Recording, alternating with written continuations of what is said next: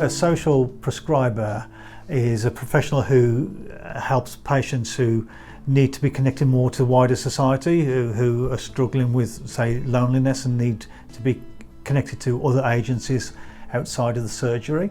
Listening and guidance, we support people who may be bereaved or have lost a job, lost a sense of confidence, someone who's struggling with an illness, someone who is having difficulty just finding their way in life, someone who may be up against the pressures of life and doesn't know how to cope.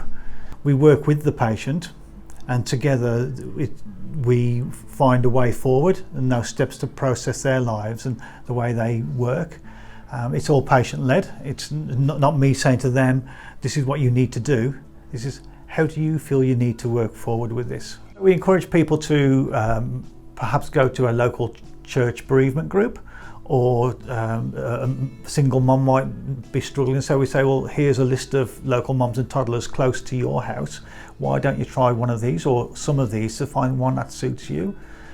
We might have a patient who is a pensioner who's struggling with loneliness, so again we will look and support that person to find maybe a local group, or even, as I've done, another patient who lives within the same street or around the corner, and connected the two together. And one of the greatest gifts I give to people is to say, do you know what, it's okay to feel this way.